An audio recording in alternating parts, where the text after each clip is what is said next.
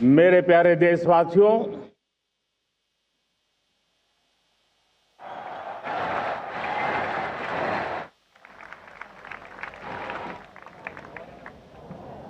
आजादी का ये महापर्व 140 करोड़ संकल्पों का पर्व है। आजादी का ये पर्व सामूहिक सिद्धियों का गौरव का पल है। हर हृदय उमंग से भरा हुआ है। देश एकता की भावना को निरंतर मजबूती दे रहा है। 140 करोड़ देशवासी आज तिरंगे के रंग में रंगे हैं। हर घर तिरंगा, भारत के हर कोने से, चाहे रेगिस्तान हो या हिमालय की चोटियां, समंदर के तट हो या घनी आबादी वाले क्षेत्र, हर तरफ से एक ही गुंज है, एक ही जयकारा है। हमारी प्राण से भी प्यारी मातृभूमि का जयगान है।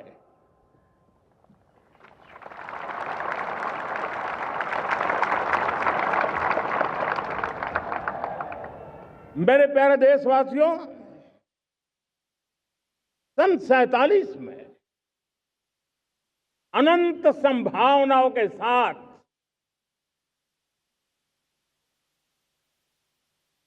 कोटि कोटि भुजाओं के सामर्थ्य के साथ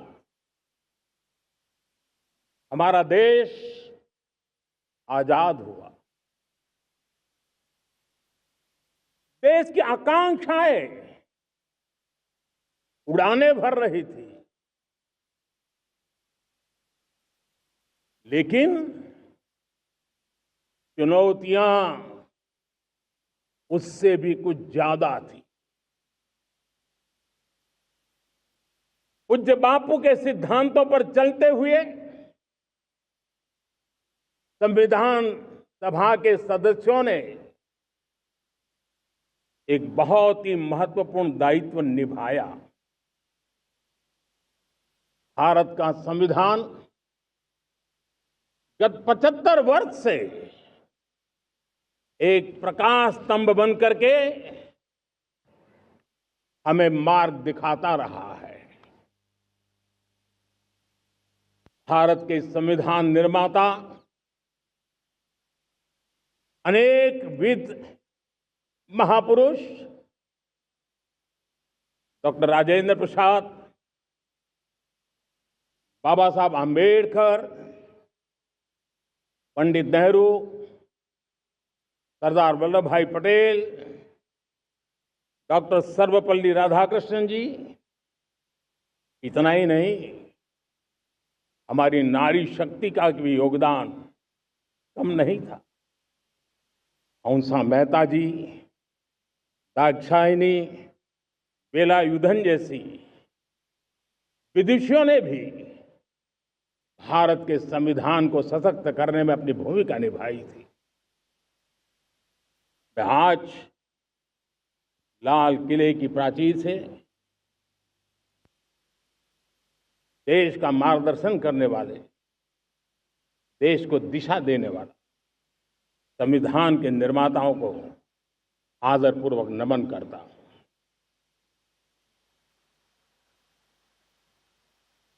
मेरे प्यारे देशवासियों, हम आज डॉक्टर श्यामा प्रसाद मुखर्जी की 125वीं जयंती भी मना रहे हैं। डॉक्टर श्यामा प्रसाद मुखर्जी भारत के संविधान के लिए बलिदान देने वाले देश के पहले महापुरुष थे। संविधान के लिए बलिदान, धारा 370 की दीवार गिराकर एक देश एक संविधान के मंत्र को जब हमने साकार किया तो हमने डॉक्टर श्यामा प्रसाद मुखर्जी को सच्ची श्रद्धांजलि दी। लाल किले पर आज कई विशेष महानुभाव उपस्थित हैं। दूर सुदूर गांव के पंचायतों के सदस्य हैं, ड्रोन दीदी के प्रतिनिधि हैं, लखपति दीदी की प्रतिनिधि हैं, खेल जगत से जुड़े लोग हैं, राष्ट्र जीवन में कुछ न कुछ देने वाले यहां महानुभाव उपस्थित हैं। एक प्रकार से यहां मेरी आंखों के सामने मैं लघु भारत के दर्शन कर रहा हूं और टेक्नोलॉजी के माध्यम से विशाल भारत के साथ भी आज लाल किला जुड़ा हुआ है। मैं आजादी के इस महापर्व पर देशवासियों का, विश्व भर में फैलाए हुए भारत प्रेमियों का, हमारे मित्रों का हृदय से बहुत बहुत अभिनंदन करता हूं। साथियों, प्रकृति हम सब की परीक्षा ले रही है। पिछले कुछ दिनों में प्राकृतिक आपदाएं, भूस्खलन, बादलों का फटना, न जाने कितनी कितनी आपदाएं हम झेल रहे हैं। पीड़ितों के साथ हमारी संवेदना है।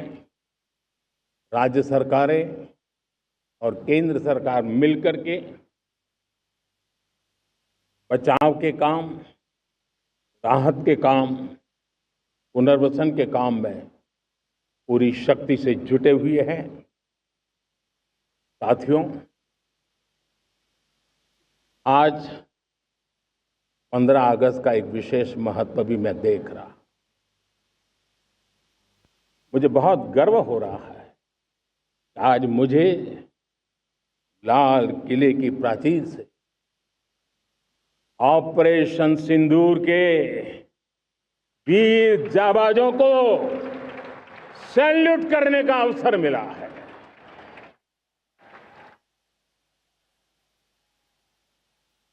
हमारे वीर जाबाज सैनिकों ने दुश्मनों को उनकी कल्पना से परे सजा दी है।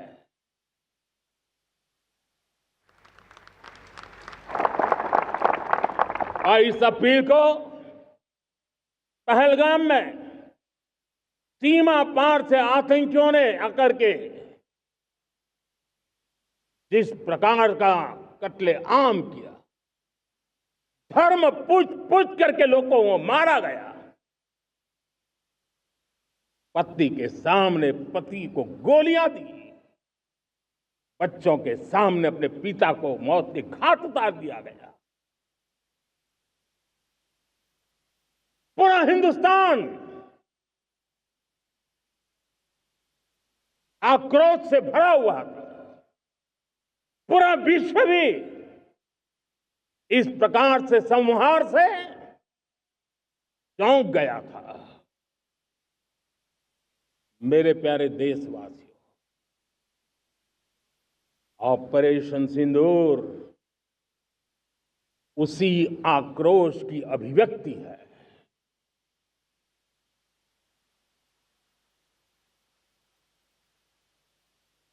22 तारीख के बाद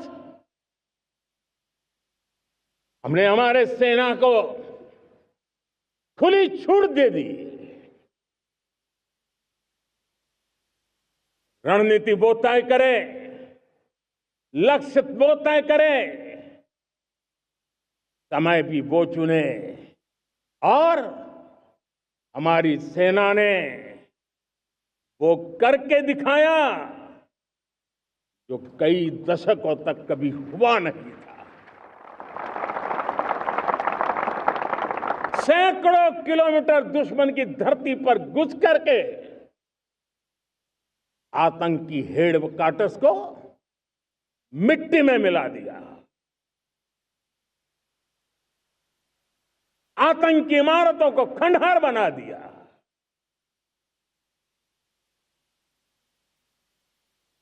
पाकिस्तान की नींद अभी भी उड़ी हुई है।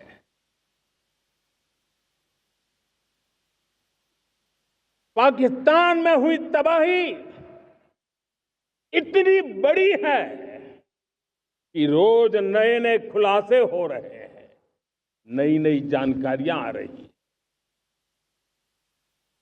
मेरे प्यारे देशवासियों, हमारा देश कई दशकों से आतंक को झेलता आया हुआ है। देश के सीने को छलनी कर दिया गया है। अब हमने एक न्यू नॉर्मल प्रस्थापित किया। आतंक को और आतंकी को पालने पोसने वालों को, आतंकियों को ताकत देने वालों को अब हम अलग अलग नहीं मानेंगे।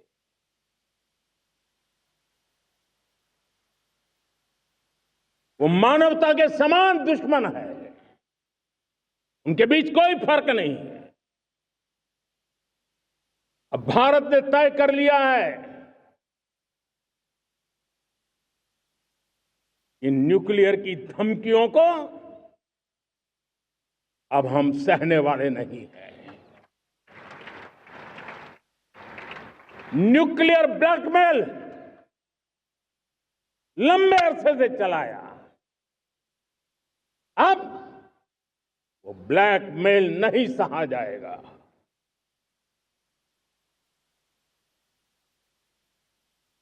आगे भी अगर दुश्मनों ने ये कोशिश जारी रखी, हमारी सेना तय करेगी, सेना की शर्तों पर, सेना जो समय निर्धारित करे उस समय पर, सेना जो तौर तरीके तय करे उस तौर तरीके से, सेना जो लक्ष्य तय करे उस लक्ष्य को अब हम अमल में ला करके रहने वाले हैं। हम मुंह तोड़ जवाब देंगे। मेरे प्यारे देशवासियों, भारत ने तय कर लिया है, खून और पानी एक साथ नहीं बहेंगे।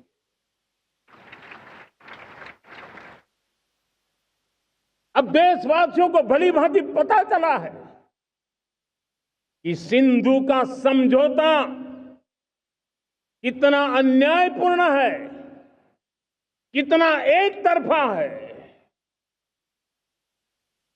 भारत से निकलती नदियों का पानी दुश्मनों के खेत को सींच रहा है और मेरे देश के किसान, मेरे देश की धरती पानी के बिना प्यासी है।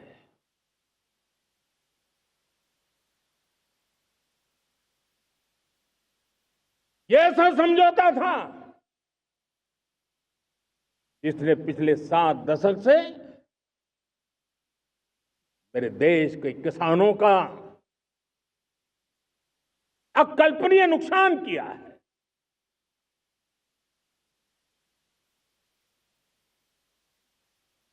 अब हिंदुस्तान के हक का जो पानी है उस पर अधिकार सिर्फ और सिर्फ हिंदुस्तान का है, हिंदुस्तान के किसानों का है। भारत कतई सिंधु समझौते को, उस स्वरूप को दशकों तक सहा है, उस स्वरूप को आगे नहीं सहा जाएगा। किसान हित में, राष्ट्र हित में ये समझौता हमें मंजूर नहीं है। मेरे प्यारे देशवासियों, आजादी के लिए असंख्य लोगों ने बलिदान दी, अपनी जवानी खपा दी, जेलों में जिंदगी गुजारी है, फांसी के तख्त पर लटके हैं, कुछ लेने पाने बनने के लिए नहीं, मां भारती के स्वाभिमान के लिए, कोटि कोटि जनों की आजादी के लिए, गुलामी की जंजीरों को तोड़ने के लिए। और मन में एक ही भाव था, स्वाभिमान। साथियों, गुलामी ने हमें निर्धन बना दिया, गुलामी ने हमें निर्भर भी बना दिया, औरों पर हमारी निर्भरता बढ़ती गई। हम सब जानते हैं, आजादी के बाद कोटि कोटि जनों के पेट भरना बड़ी चुनौती थी, लेकिन यही मेरे देश के किसान हैं जिन्होंने खून पसीना एक करके देश के अन्न के भंडार भर दिए।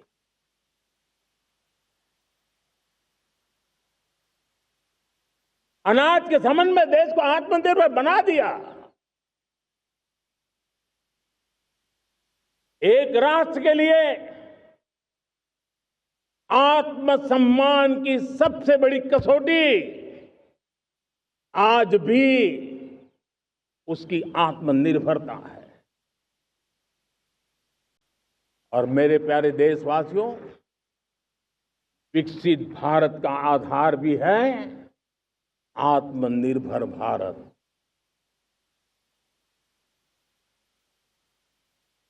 जो दूसरों पर ज्यादा निर्भर रहता है, उसकी आजादी पर उतना ही बड़ा प्रश्न चिन्ह लग जाता है।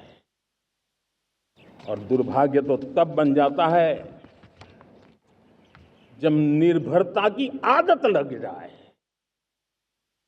पता ही ना चले हम कब आत्मनिर्भरता छोड़ रहे हैं और कब किसी के निर्भर हो जाते हैं। ये आदत खतरे से खाली नहीं है और इसलिए प्रतिपल जागरूक रहना पड़ता है आत्मनिर्भर होने के लिए। और मेरे प्यारे देशवासियों, आत्मनिर्भरता का नाता सिर्फ आयात और निर्यात, रुपये, पैसे, पाउंड, डॉलर यहां तक सीमित नहीं है। इतना सीमित अर्थ उसका नहीं है। आत्मनिर्भरता का नाता हमारे सामर्थ्य से जुड़ा हुआ है। और जब आत्मनिर्भरता खत्म होने लगती है तो सामर्थ्य भी निरंतर क्षीण होता जाता है। और इसलिए हमारे सामर्थ्य को बचाए रखने, बनाए रखने और बढ़ाए रखने के लिए आत्मनिर्भर होना बहुत अनिवार्य है। साथियों, हमने ऑपरेशन सिंदूर में देखा है मेड इन इंडिया की कमाल क्या थी। दुश्मन को पता तक न चला कि कौन से शस्त्रास्त्र है, ये कौन सा सामर्थ्य है जो पलक भर में उनको नष्ट कर रहा है। सोचिए, अगर हम आत्मनिर्भर होते न होते तो क्या ऑपरेशन सिंदूर इतनी त्वरित गति से हम कर पाते? पता नहीं कौन सप्लाई देगा नहीं देगा, साजो सामान मिलेगा नहीं मिलेगा, इसी की चिंता बनी रहती। लेकिन हमें मेड इन इंडिया की शक्ति हमारे हाथ में थी, सेना के हाथ में थी, इसलिए बिना चिंता, बिना रुकावट, बिना हिचकिचाहट हमारी सेना अपना पराक्रम करती रही। और ये पिछले 10 साल से लगातार डिफेंस के क्षेत्र में आत्मनिर्भरता पर हम एक मिशन लेकर के चले हैं, उसके नतीजे आज नजर आ रहे हैं। साथियों, मैं एक और विषय पर आपका ध्यान आकर्षित करना चाहता हूं। ये बात से कोई इनकार नहीं कर सकता कि 21वीं सदी टेक्नोलॉजी ड्रिवन सेंचुरी है। और जब टेक्नोलॉजी ड्रिवन है और इतिहास की तरफ नजर करें तो पता है, इतिहास गवाह है, जिन जिन देशों ने टेक्नोलॉजी में महारत हासिल की, वो देश विकास की ऊंचाइयों को पार कर गए, शिखर पर पहुंच गए। आर्थिक शक्ति नए पैमाने पर पहुंचती गई। हम जब टेक्नोलॉजी के अलग अलग आयामों की बात करते हैं तो मैं आपका ध्यान आकर्षित करता हूं सेमीकंडक्टर्स पे। उदाहरण के तौर पे बताता हूं, मैं यहां लाल किले से किसी सरकार की आलोचना करने के लिए खड़ा नहीं हुआ और नहीं मैं करना चाहता, लेकिन देश की युवा पीढ़ी को जानकारी होना भी उतना जरूरी है। हमारे देश में 50-60 साल पहले सेमीकंडक्टर को लेकर के फाइलें शुरू हुई। 50-60 साल पहले फैक्ट्री का विचार चालू हुआ। आप मेरे नौजवानों जानकर के हैरान हो जाएंगे, आज सेमीकंडक्टर जो पूरी दुनिया की एक ताकत बन गया है, 50-60 साल पहले वो विचार, वो फाइलें अटक गई, लटक गई, अटक गई। सेमीकंडक्टर के विचार की ही भ्रूण हत्या हो गई। 50-60 साल गवा दी। हमारे बाद कई देश सेमीकंडक्टर में आज महारत हासिल करके दुनिया में अपनी ताकत को प्रस्थापित कर रहे हैं। साथियों, आज हमने उस बोझ से मुक्त होकर के मिशन मोड में सेमीकंडक्टर के काम को आगे बढ़ा है। 6 अलग अलग सेमीकंडक्टर के यूनिट्स जमीन पर उतर रहे हैं। 4 नए यूनिट्स को हमने ऑलरेडी हरी झंडी दिखा दी है, ग्रीन सिग्नल दे दिया है। और देशवासियों और मेरे खास करके नौजवानों और विश्व भर में भारत की टेक्नोलॉजी की ताकत को समझने वाले लोगों को भी कहना चाहूंगा, इसी वर्ष के अंत तक मेड इन इंडिया भारत की बनी हुई, भारत में बनी हुई, भारत के लोगों द्वारा बनी हुई मेड इन इंडिया चिप्स बाजार में आ जाएगी।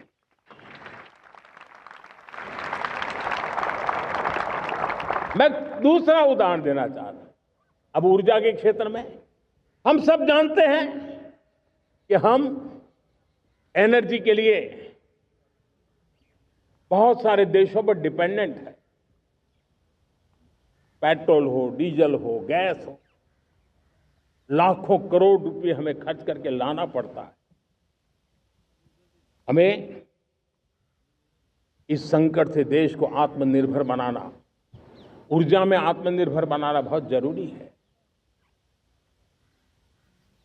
हमने बीड़ा उठाया और आज 11 वर्ष में सोलर एनर्जी 30 गुना बढ़ चुकी है।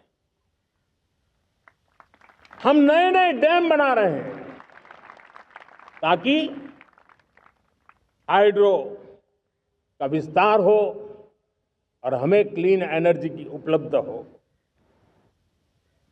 भारत मिशन ग्रीन हाइड्रोजन लेकर के आज हजारों करोड़ रुपए इन्वेस्ट कर रहा है। भविष्य की ऊर्जा को ध्यान में रख करके, ऊर्जा के क्षेत्रों को ध्यान में रख करके भारत न्यूक्लियर एनर्जी पर भी बहुत बड़े इनिशिएटिव ले रहा है। न्यूक्लियर एनर्जी में 10 नए न्यूक्लियर रिएक्टर तेजी से काम कर रहे हैं। 2047 तक, जो कि हमने विकसित भारत का लक्ष्य तय किया है, जब देश की आजादी के 100 साल होंगे, हम परमाणु ऊर्जा क्षमता 10 गुना से भी अधिक बढ़ाने का संकल्प लेकर के आगे बढ़ रहे हैं। मेरे प्यारे देशवासियों, रिफॉर्म एक निरंतर प्रक्रिया है।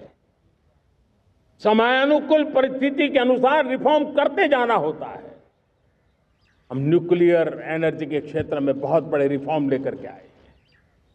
अब हमने प्राइवेट सेक्टर के लिए भी परमाणु ऊर्जा को उसके द्वार खोल दिए हैं। हम शक्ति को जोड़ना चाहते हैं। मेरे प्यारे देशवासियों,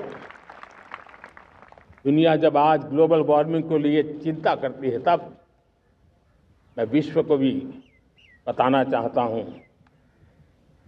कि भारत ने तय किया था कि हम 2030 तक क्लीन एनर्जी भारत में 50% पहुंचा देंगे।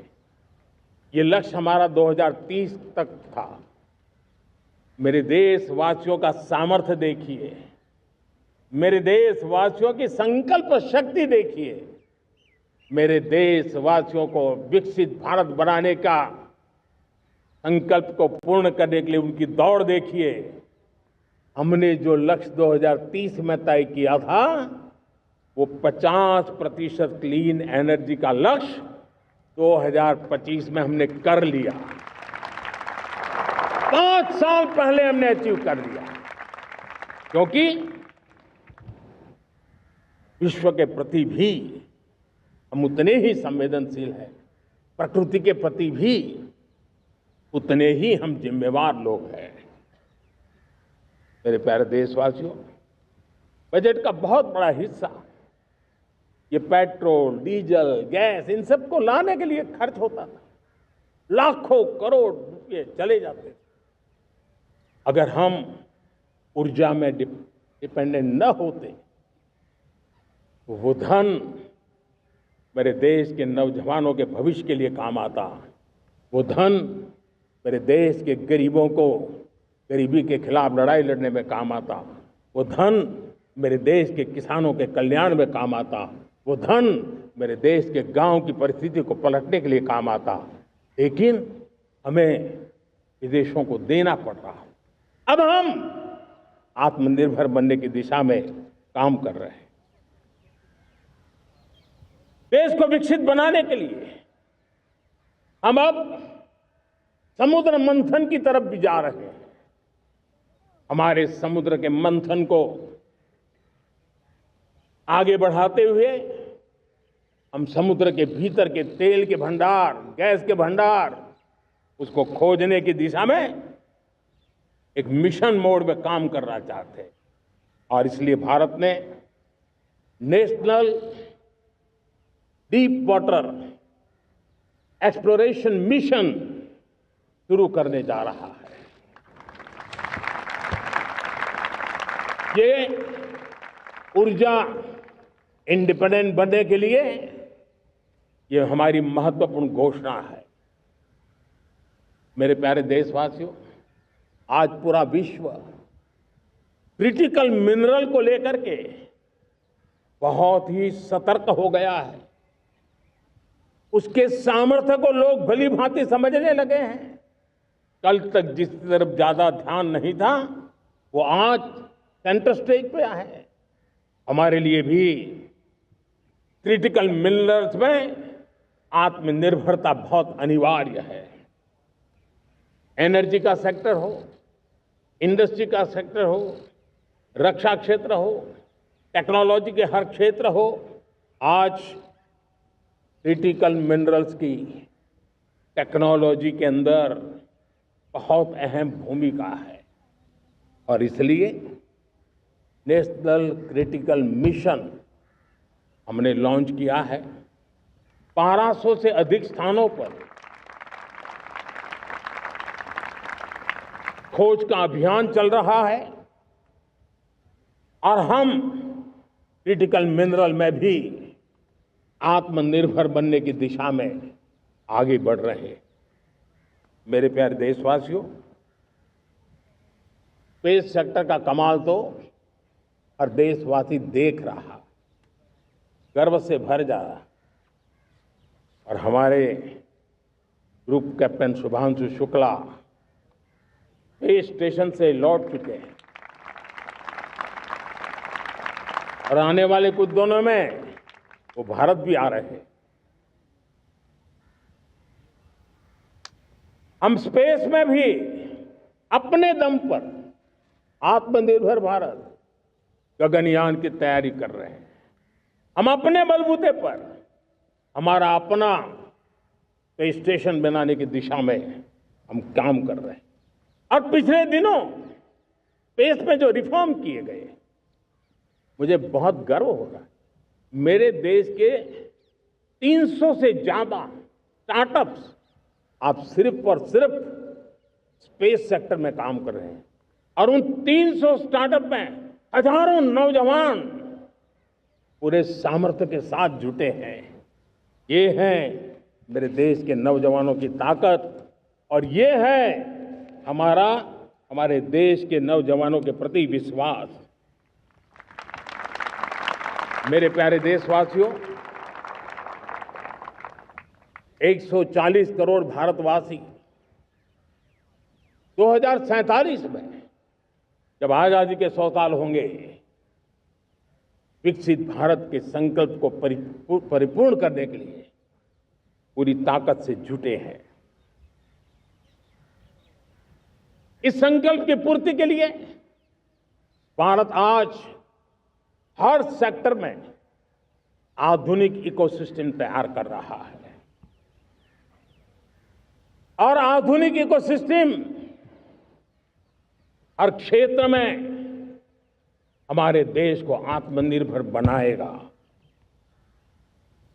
आज मेरा लाल किले की प्राचीर से मेरे देश के युवा वैज्ञानिकों को, मेरे टैलेंटेड यूथ को, मेरे इंजीनियर्स को और प्रोफेशनल्स को और सरकार के हर विभागों को भी मेरा आह्वान है, क्या हमारा अपना made in India fighter jets के लिए जेट इंजन हमारा होना चाहिए कि नहीं होना चाहिए?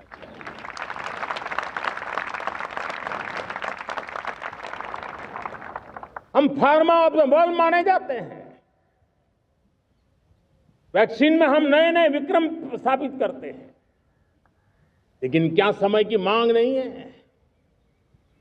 हम रिसर्च और डेवलपमेंट में और ताकत लगाएं, हमारे अपने पेटेंट हो, हमारी अपनी बनाई हुई मानव जात के कल्याण की सस्ते से सस्ती और सबसे कारगर नई नई दवाइयों की शोध हो, हर संकट में साइड इफेक्ट के बिना मानव जात के कल्याण में काम आए। बायो 3 पॉलिसी भारत सरकार ने बनाई है। मैं देश के नौजवानों को कहता हूं, आइए बायो 3 पॉलिसी का अध्ययन करके अब कदम उठाइए। देश का भाग्य बदलना है, आपका सहयोग चाहिए। मेरे प्यारे देशवासियों, आज आईटी का युग है, डेटा की ताकत है। क्या समय की मांग नहीं है? ऑपरेटिंग सिस्टम से लेकर के साइबर सुरक्षा तक, डीप टेक से लेकर के आर्टिफिशियल इंटेलिजेंस तक, सारी चीजें हमारी अपनी हो, इस पर हमारे ही लोगों का सामर्थ्य जुटा हुआ हो, उनकी सामर्थ्य शक्ति का विश्व को परिचय कराएं। साथियों, आज दुनिया में सोशल मीडिया का हो, बाकी प्लेटफॉर्म का हो, दुनिया के प्लेटफॉर्म पर हम काम कर रहे हैं। दुनिया ने हमने दिखा दिया है, यूपीआई का हमारा प्लेटफॉर्म आज दुनिया को अजोबा कर रहा है। हमारे में सामर्थ्य है। रियल टाइम ट्रांजैक्शन में 50% अकेला भारत यूपीआई के माध्यम से कर रहा है। इसका मतलब कि ताकत है। क्रिएटिव वर्ल्ड हो, सोशल मीडिया हो, ये जितने भी प्लेटफॉर्म्स हैं, मेरे देश के नौजवानों में चुनौती करता हूं आपको, आइए हमारे अपने प्लेटफॉर्म क्यों ना हो, हम क्यों दूसरों पर निर्भर रहे, क्यों भारत का धन बाहर जाए। और मुझे आपके सामर्थ्य पर भरोसा है। मेरे प्यारे देशवासी, जैसे ऊर्जा के क्षेत्र में हम डिपेंडेंट हैं, वैसा ही देश का दुर्भाग्य है कि फर्टिलाइजर, उसमें भी हमें दुनिया पर निर्भर रहना पड़ता है। मेरे देश के किसान भी फर्टिलाइजर का सही उपयोग कर करके धरती माता की सेवा कर सकते हैं। अनाप शनाप उपयोग से भी धरती मां को बहुत नुकसान पहुंचा रहे हैं।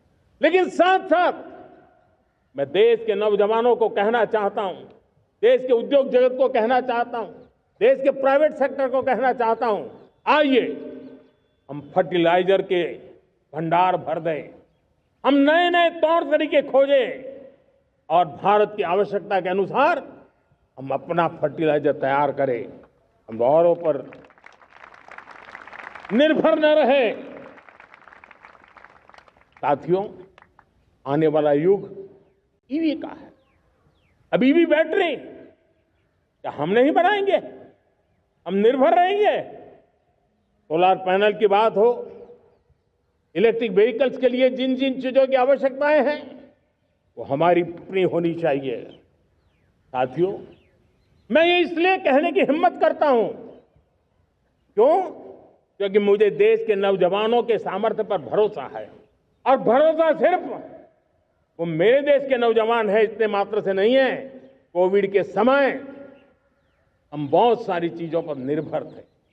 तो मेरे देश के नौजवानों को कहा गया कि वैक्सीन हमारी अपनी चाहिए, देश ने करके दिखाया।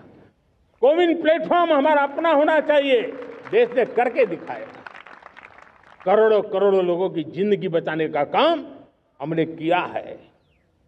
वही स्पिरिट, वही जज्बा हमें जीवन के हर क्षेत्र में आत्मनिर्भर बनने के लिए अपना सब कुछ देना है।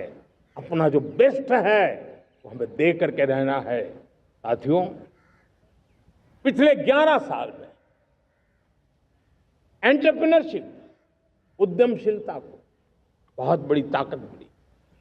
आज लाखों स्टार्टअप्स टियर 2, टियर 3 सिटी में देश की अर्थशक्ति को, देश के इनोवेशन को ताकत दे रहे हैं।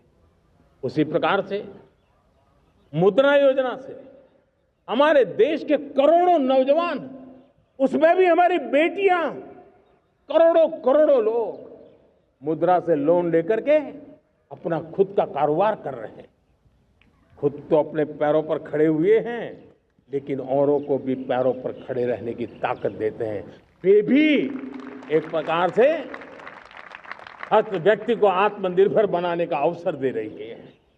मेरे साथियों, विमेन सेल्फ हेल्प ग्रुप, किसी का ध्यान नहीं था। पिछले 10 साल में विमेन सेल्फ हेल्प ग्रुप ने कमाल करके दिखाया। आज उनके प्रोडक्ट दुनिया के बाजार में जाने लगे हैं। लाखों करोड़ों का कारोबार हमारे विमेन सेल्फ हेल्प ग्रुप करते हैं। मैंने एक बार मन की बात में खिलौने की बात कही थी। हम करोड़ों करोड़ रुपए के खिलौने विदेश से लाते थे।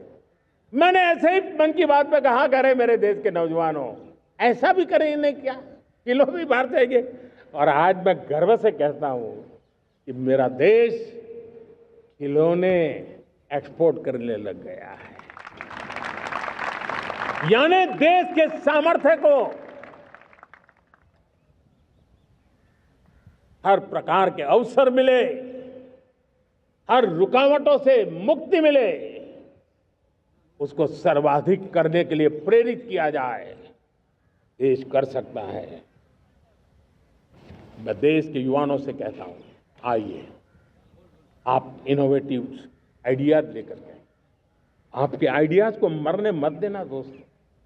आज का आपका आइडिया हो सकता है आने वाली पीढ़ी का भविष्य बना सकता है।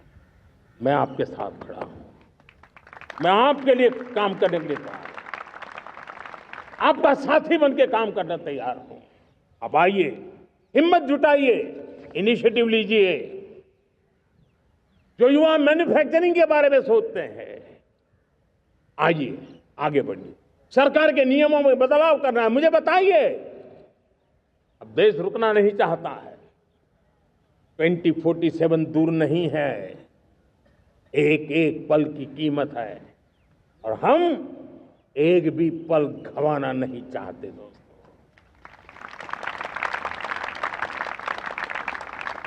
साथियों, ये आगे बढ़ने का अवसर है, बड़े सपने देखने का अवसर है, संकल्प के लिए समर्पित होने का अवसर है। जब सरकार आपके साथ है और मैं स्वयं आपके साथ हूं, तब हम नया इतिहास बना सकते हैं।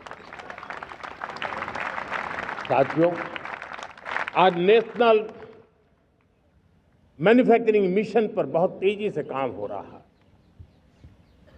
हमारे एमएसएमई उसका लोहा दुनिया मानती है।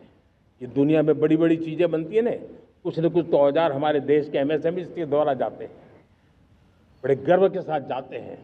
लेकिन हम कॉम्प्रिहेंसिव इंटीग्रेटेड विकास की राह पर जाना चाहते हैं और इसलिए उनकी शक्ति बढ़े। और उसमें भी मैंने पहले एक बार लाल किले से कहा था, जीरो डिफेक्ट जीरो इफेक्ट। आज कहना चाहता हूं कि हमें विश्व बाजार में अपने सामर्थ्य का लोहा मनवाना है, तो हमें क्वालिटी में निरंतर नई ऊंचाइयों को पार करना। दुनिया क्वालिटी को स्वीकार करती है, हमारी गुणवत्ता सबसे ज्यादा हो और सरकार के भी प्रयास हो, रॉ मटेरियल की भी उपलब्धि हो, हमारी प्रोडक्शन की कॉस्ट कैसे कम हो, हम उसमें दम रह रहे हैं। और साथियों, हम सभी जो उत्पादन के क्षेत्र में लगे हैं, उन सबका मंत्र होना चाहिए, दाम कम लेकिन दम ज्यादा। हमारी हर प्रोडक्ट का दम ज्यादा हो लेकिन दाम कम हो। इस भाव को लेकर के हमें आगे बढ़ना है। मेरे प्यारे देशवासियों, आजादी के लिए अनगिनत लोगों ने बलिदान दिए हैं। मैंने पहले भी कहा, जवानी खपा दी, फांसी पे लटक गए। क्यों? स्वतंत्र भारत के लिए। 75-100 साल पहले का वो कालखंड याद कीजिए। पूरा देश स्वतंत्र भारत के मंत्र को लेकर के जीता था। आज समय की मांग है, स्वतंत्र भारत का मंत्र लेकर के जीने वालों ने हमें स्वतंत्र भारत दिया। आज 140 करोड़ देशवासियों का एक ही मंत्र होना चाहिए, समृद्ध भारत।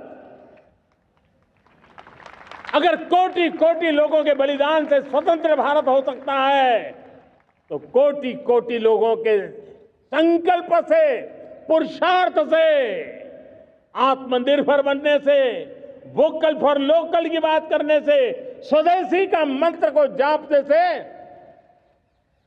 समृद्ध भारत भी बन सकता है।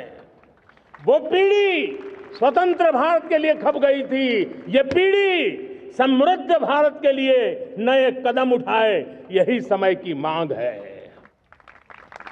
और इसलिए मैं आज बार बार आग्रह करता हूं और मैं देश के सभी इन्फ्लुएंसर्स को कहना चाहता हूं, इस मंत्र को आगे बढ़ाने में मेरी मदद कीजिए। मैं सभी राजनीतिक दलों को, राजनेताओं को सबसे कहता हूं कि आइए, ये किसी राजनीतिक दल का एजेंडा नहीं है, भारत हम सबका है। हम मिलकर के वोकल फॉर लोकल उस मंत्र को हर नागरिक के जीवन का मंत्र बनाएं। भारत में बनी हुई, भारत के नागरिकों के पसीने से बनी हुई वो चीजें जिसमें भारत की मिट्टी की महक हो और जो भारत के आत्मनिर्भर के संकल्प को ताकत देता हो, हम उसी को खरीदेंगे, हम उसी का उपयोग करेंगे, हम उस दिशा में आगे आए। यह हमारा सामूहिक संकल्प हो, देखते ही देखते हम दुनिया बदल देंगे। दोस्तों, मैं आज हर छोटे मोटे व्यापारी को, दुकानदार से आग्रह करना चाहता हूं, आपकी भी जिम्मेवारी है। हम छोटे थे, हमने कभी बाजार में देखा नहीं था कि शुद्ध घी की दुकान, ऐसे ही लिखा जाता था घी की दुकान, लेकिन समय रहते लोग लिखने लगे शुद्ध घी की दुकान। मैं चाहता हूं देश में ऐसे व्यापारी आगे आए, ऐसे दुकानदार आए कि यहाँ स्वदेशी माल बिकता है, वो बोर्ड लगा रहे। हम स्वदेशी का गर्व करने लगे। हम स्वदेशी मजबूरी में नहीं, मजबूती के साथ उपयोग करेंगे, मजबूती के लिए उपयोग करेंगे और जरूरत पड़ी तो औरों को मजबूर करने के लिए उपयोग करेंगे। ये हमारी ताकत होनी चाहिए, ये हमारा मंत्र होना चाहिए। मेरे प्यारे देशवासियों,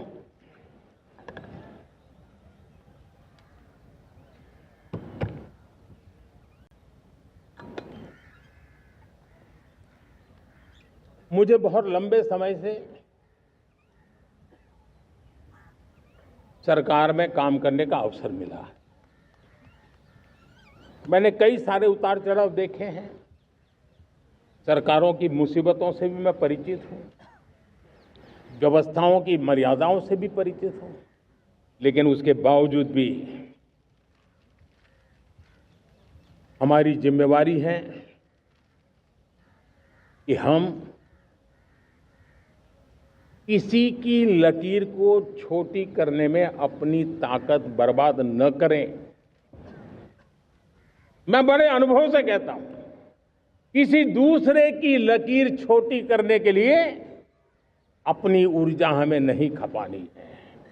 हमें पूरी ऊर्जा के साथ हमारी लकीर को लंबा करना है।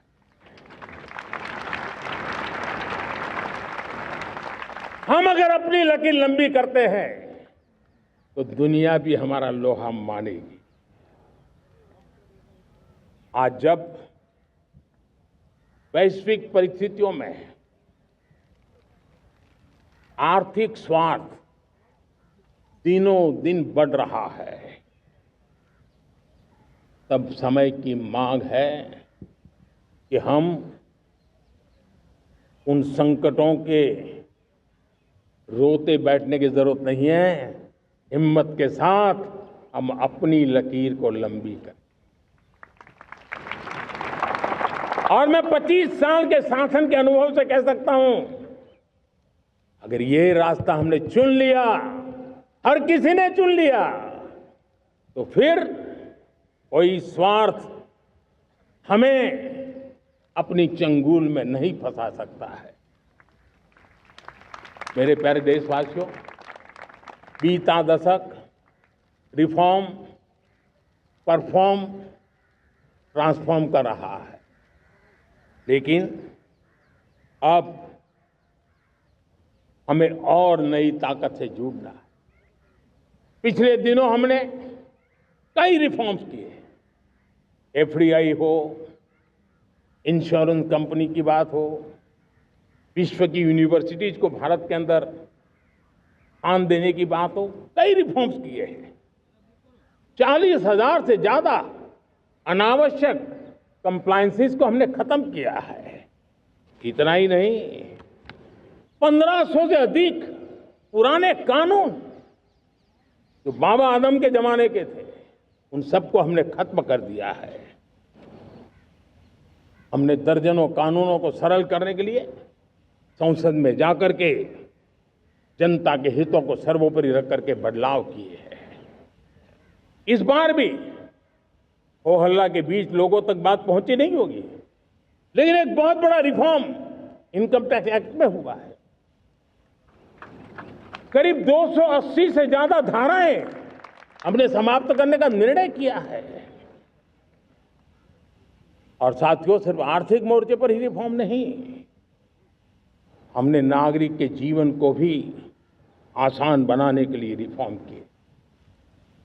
इनकम टैक्स रिफंड की बात हो, रिफॉर्म का परिणाम है। फेसलेस असेसमेंट की बात हो, रिफॉर्म का परिणाम है। 12 लाख तक आज इनकम टैक्स से मुक्ति दे देना, देश का जो भविष्य बनाने में उत्सुक है ऐसा मेरा मध्यम वर्ग का परिवार आज खुला नहीं समा रहा है। कभी किसी ने सोचा नहीं था कि 12 लाख रुपए तक का इनकम टैक्स पर जीरो कर दिया जाएगा। आज कर लिया है। जब देश का सामर्थ्य बढ़ता है तो देशवासियों को लाभ मिलता है। अंग्रेजों के जमाने से दंड संहिता में हम दबे पड़े थे, दंड का भय दिखा करके जीवन चल रहा था। 75 साल आजादी के ऐसे ही गए। हमने दंड संहिता को खत्म कर दिया, न्याय संहिता को ले आए हैं।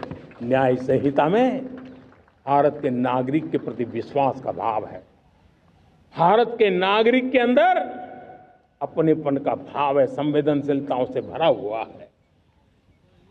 हमने रिफॉर्म की यात्रा को तेज करने के लिए बीड़ा उठाया। हम बहुत तेजी से आगे बढ़ना चाहते हैं। मैं चाहता हूं देशवासियों, देश के लिए कर रहा हूं, मैं मेरे लिए नहीं कर रहा हूं, किसी का बुरा करने के लिए नहीं कर रहा हूं। मेरे राजनीतिक दल, मेरे प्रतिस्पर्धी साथी भी देश की इस उज्जवल भविष्य के लिए आगे आए, हमारा साथ दें। स्ट्रक्चरल रिफॉर्म्स की बात हो, रेगुलेटरी रिफॉर्म्स की बात हो, पॉलिसी रिफॉर्म की चर्चा हो, प्रोसेस रिफॉर्म की चर्चा हो, प्रोसीड्यूरल रिफॉर्म्स करने की जरूरत हो, हर प्रकार के रिफॉर्म्स ये आज हमने मकसद बना करके चले हैं। और मेरे प्यारे देशवासियों, नेक्स्ट जनरेशन रिफॉर्म्स के लिए हमें एक टास्क फोर्स गठित करने का निर्णय किया है। ये टास्क फोर्स समय सीमा में इस काम को पूरा करे, वर्तमान नियम, कानून, नीतियां, रीतियां 21वीं सदी के अनुकूल, वैश्विक वातावरण में अनुकूल और भारत को 2047 में विकसित राष्ट्र बनाने के संदर्भ में नए सिरे से तैयार हो और उसका समय सीमा में अपना कार्य पूरा करने के लिए इस टास्क फोर्स की रचना की है। साथियों, ये रिफॉर्म के कारण जो नए लोग अपना भविष्य बनाने चाहते हैं उनको तो हिम्मत मिलेगी। हमारे स्टार्टअप्स हो, हमारे लघु उद्योग हो, हमारे गृह उद्योग हो, उन लोग उद्यमियों को उनकी कंप्लायंस कॉस्ट बहुत कम हो जाएगी और उसके कारण उनको एक नई ताकत मिलेगी। जो एक्सपोर्ट की दुनिया में उनको लॉजिस्टिक सपोर्ट के कारण, व्यवस्थाओं में बदलाव के कारण उनको एक बहुत बड़ी ताकत मिलेगी। साथियों, ऐसे ऐसे कानून हैं हमारे देश में, छोटी छोटी चीजों के लिए जेल में डालने के कानून है। आप हैरान हो जाएंगे, किसी ने नजर नहीं दौड़ाई। मैं पीछे लगा हूं, ये मेरे देश के नागरिकों को जेल में बंद करने वाले जो अनावश्यक कानून है वो खत्म होने चाहिए। हम संसद में पहले भी बिल लाए थे, इस बार भी लेके आए हैं। साथियों, इस दिवाली में आपकी डबल दिवाली का काम मैं करने वाला हूं। इस दिवाली में आपको एक बहुत बड़ा तोहफा देशवासियों को मिलने वाला है। पिछले 8 साल से हमने जीएसटी का बहुत बड़ा रिफॉर्म किया। पूरे देश में टैक्स के बर्डन को कम किया, टैक्स की व्यवस्थाओं को सरल किया और 8 साल के बाद समय की मांग है कि हम एक बार उसको रिव्यू करें। हमने एक हाई पावर कमेटी को बिठा करके रिव्यू शुरू किया, राज्यों से भी विचार विमर्श किया और मेरे प्यारे देशवासियों, हम नेक्स्ट जनरेशन जीएसटी रिफॉर्म्स लेकर के आ रहे हैं। ये दिवाली के अंदर आपके लिए तोहफा बन जाएंगे। सामान्य मानवीय की जरूरतों के टैक्स भारी मात्रा में कम कर दिए जाएंगे। बहुत बड़ी सुविधा बढ़ेगी। हमारे एमएसएमई, हमारे लघु उद्यमी, इनको बहुत बड़ा लाभ मिलेगा। रोजमर्रा की चीजें बहुत सस्ती हो जाएगी और उससे इकोनॉमी को भी एक नया बल मिलने वाला है। मेरे प्यारे देशवासियों, आज देश तीसरी बड़ी इकोनॉमी बनने के लिए समय है, तेज गति से आगे बढ़ रहा है। हम दरवाजे खटखटा रहे हैं और बहुत तेजी से हम उसको अचीव भी कर लेंगे। और कोई तो दिन होगा मैं आपके बीच आकर के लाल किले की प्राचीर से ये खबर भी सुनाऊंगा।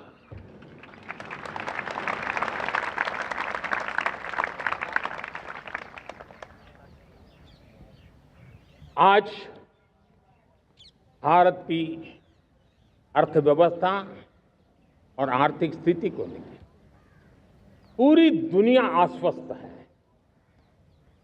इतनी अस्थिरता के बीच आशा की किरण बना हुआ है भारत का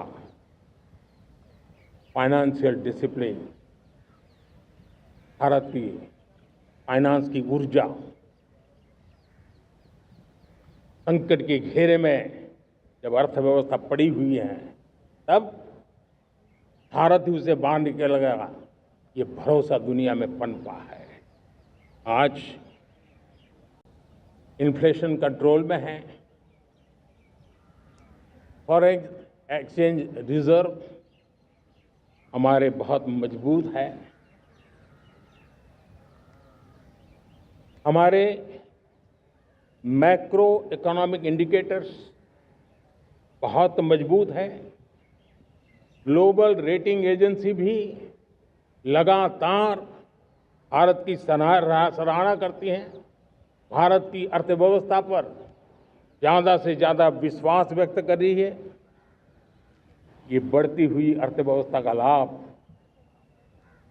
मेरे देश के गरीबों को मिले, मेरे देश के किसानों को मिले, मेरे देश की नारी शक्ति को मिले, मेरे देश के मध्यम वर्ग को मिले, मेरे देश की विकास धारा को ताकत देने वाला बने। उस दिशा में हम नए नए प्रयास करें। आज युवाओं के लिए नए नए सेक्टर्स में हमारे नौजवानों के लिए अवसर बन रहे हैं।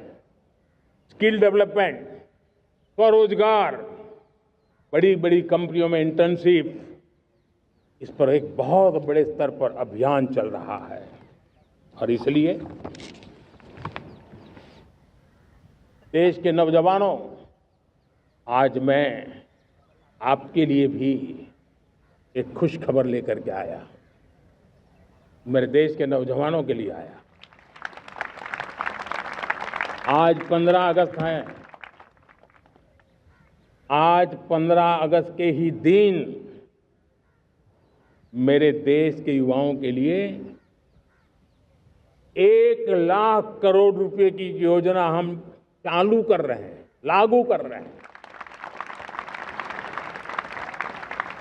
आज से प्रधानमंत्री विकसित भारत रोजगार योजना आज ही 15 अगस्त को लागू हो रही है।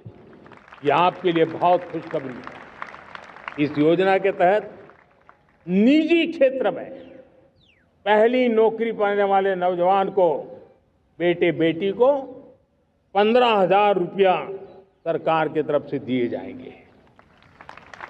कंपनियों को भी नए रोजगार देने के अवसर जो भी ज्यादा जुटाएगा उनको भी प्रोत्साहन राशि दी जाएगी। प्रधानमंत्री विकसित भारत रोजगार योजना करीब करीब 3.5 करोड़ नौजवानों को रोजगार के नए अवसर बनाएगी। मैं सभी नौजवानों को इसके लिए बहुत बहुत बधाई देता हूं। मेरे प्यारे देशवासियों, आज भारत में नारी शक्ति का लोहा हर कोई मानने लगा। बढ़ती इकोनॉमी की लाभार्थी हमारी नारी है, लेकिन बढ़ती इकोनॉमी को गति देने में भी हमारी नारी का बहुत बड़ा योगदान भी, हमारी मातृशक्ति का योगदान है, हमारी स्त्री शक्ति का योगदान है। स्टार्टअप से लेकर स्पेस सेक्टर तक हमारी बेटियां छाई हुई हैं, खेल के मैदान में छाई हुई हैं, फौज में चमक रही है। आज गर्व के साथ नारी कंधे से कंधा मिलाकर के देश की विकास यात्रा में भागीदार हो रही। देश गर्व से भर गया जब एनडीए की विमेन कैडेट्स उनका पहला पास आउट हुआ था। पूरा देश गर्व से भर गया था। सारे टीवी चैनल उसी के पीछे लगे हुए थे। कितने बड़े गौरव की पल थी। Self help group, 10 crore self help group की बहनें क्या कमाल कर रही है। नमो ड्रोन दीदी नारी शक्ति की एक नई पहचान बनी। गांव में मुझे एक बहन मिली, वो कहती मुझे अब तो गांव वाले पायलट कह करके बुलाते हैं। बड़े गर्व से कह रही, ज्यादा पढ़ी लिखी नहीं थी लेकिन उसका रतबा पैदा हुआ है। साथियों, हमने 3 करोड़ महिलाओं को लखपति दीदी बनाने का संकल्प लिया था। 3 करोड़। और मुझे आज संतोष है कि हम तेज गति से काम कर रहे हैं। समय से पहले 3 करोड़ का लक्ष्य पार कर लेंगे। और आज मैं खुशी से देश को बताना चाहता हूं कि मेरे नारी शक्ति का सामर्थ्य देखिए। देखते ही देखते 2 करोड़ महिलाएं लखपति दीदी बन चुकी है। आज कुछ लखपति दीदी हमारे सामने बैठी है। ये है मेरे सामर्थ्य। और मेरा विश्वास है दोस्तों, भारत की विकास यात्रा में उनकी भागीदारी बढ़ने वाली। मेरे प्यारे देशवासियों, मेरे देश के किसानों का भारत की अर्थव्यवस्था में बहुत बड़ा योगदान है। भारत के किसानों की मेहनत रंग ला रही है। पिछले साल अनाज के उत्पादन में मेरे देश के किसानों ने के पुराने सारे विक्रम तोड़ दिए हैं। ये सामर्थ्य है मेरे देश का। उतनी ही जमीन, लेकिन व्यवस्थाएं बदली, पानी पहुंचने लगा, अच्छे सीड्स मिलने लगे, किसानों को अच्छी सुविधाएं मिलने लगी, तो वो अपना सामर्थ्य देश के लिए बढ़ा रहा है। आज भारत दूध, दाल, जूट जैसे उत्पादन में नंबर 1 है दुनिया में। आज दुनिया का दूसरा सबसे बड़ा फिश प्रोड्यूसर, मेरे मछुआरा भाई बहनों की ताकत देखिए। फिश प्रोड्यूसर में दुनिया में हम दूसरे नंबर पर पहुंच चुके हैं। आज भारत चावल, गेहूं, फल और सब्जी के उत्पादन में भी दुनिया में दूसरे नंबर पर पहुंच चुका है। साथियों, आपको खुशी होगी, मेरे देश के किसान जो पैदावार देते हैं, आज वो उत्पादन दुनिया के बाजार में पहुंच रहा है। 4 लाख करोड़ रुपया एग्रो प्रोडक्ट का एक्सपोर्ट हुआ है। ये मेरे देश के किसानों ने हमें ताकत दिखाई है। हम छोटे किसान हो, पशुपालक हो, मछुआरे हो, देश के विकास की अनेक योजनाओं का लाभ आज हम उन तक पहुंचा रहे हैं। पीएम किसान सम्मान निधि हो, रेन वाटर हार्वेस्टिंग हो, सिंचाई की योजनाएं हो, क्वालिटी सीड्स हो, फर्टिलाइजर की आवश्यकता हो, हर क्षेत्र में आज और किसान को एक भरोसा हो गया है फसल बीमा का। वो साहसिक बना रहा है, उसका परिणाम भी देश को मिल रहा है। जो पहले कल्पना की बात थी आज हकीकत बन गई है। देशवासियों, हमारे देश के पशुधन को बचाने के हमें कोविड की वैक्सीन मुफ्त में मिली, वो तो याद है, लेकिन हम पशुधन के लिए भी अब तक 125 डोज मुफ्त में पशुओं को लगा चुके हैं। फूट एंड माउथ डिसीज से मुक्ति पाने के लिए, जो हमारा यहाँ उत्तर भारत में उसे खुरपका मुंहपका बीमारी कहते हैं, उससे बचाने के लिए 125 करोड़ डोज हम लगा चुके हैं और मुफ्त में लगा चुके हैं।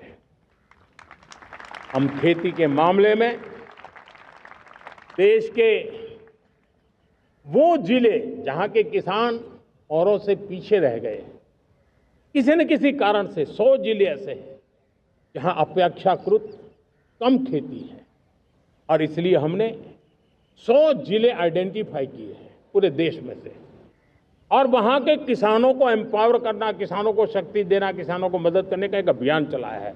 और इसके लिए पीएम धन धान्य कृषि योजना का आरंभ किया है।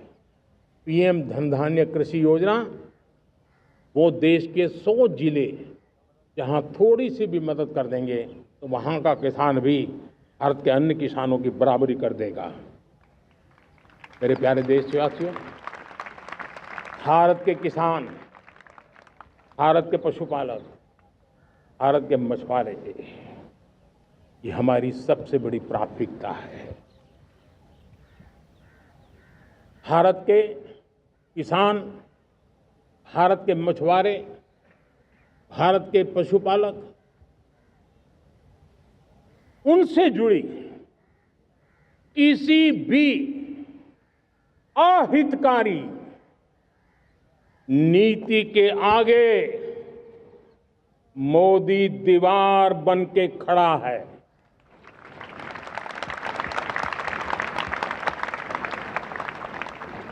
भारत अपने किसानों, अपने पशुपालकों, अपने मछुआरों के संबंध में कभी भी कोई समझौता नहीं स्वीकार करेगा।